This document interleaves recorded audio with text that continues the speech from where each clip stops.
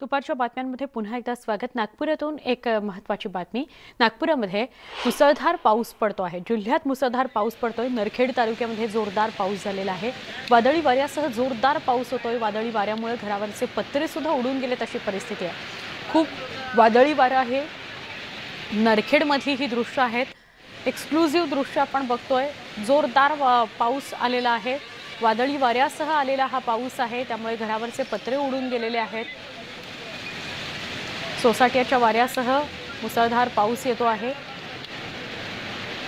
खरं तर वादळी वाराच जास्त आहे। ही नागपूरच्या नरखेडमधली दृश्य आहेत।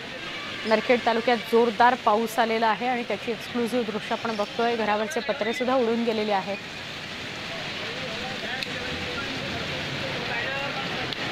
आमचे प्रतिनिधी तुषार कोहळे यांच्याकडून अधिक जाणून घेऊया। तुषार, ही दृश्य थोडी धडकी भरवणारीच आहेत। आपण बघतोय की घरावरचे पत्रे सुद्धा उडून गेलेत। आत्ताचं काय अपडेट आहे? निश्चितच अचानक वातावरणामध्ये जो बदल झाला त्यानंतर नागपूर जिल्ह्यातील विशेष करून नरखेड आणि काटोल भागामध्ये वादळी वाऱ्यासह पाऊस आल्याचं पाहायला मिळतं। जर का तुम्ही नागपूर शहराचं सध्याचं वातावरण बघितलं तिथे कडक ऊन पाहायला मिळत आहे। मात्र त्याच जिल्ह्यातल्या आपल्या 2 तालुक्यांमध्ये हे चित्र पाहायला मिळतं। साधारण अर्धा तासाआधी त्या भागामध्ये वादळी वाऱ्यासह पाऊस आला आणि वारा इतका जोराचा होता की अनेक घरावरची पत्र उडून गेले, अनेक घरावरची कवेलं उडून गेली। इतकंच नाही तर काही ठिकाणी झाडं देखील पडल्याची माहिती पुढे येत आहे।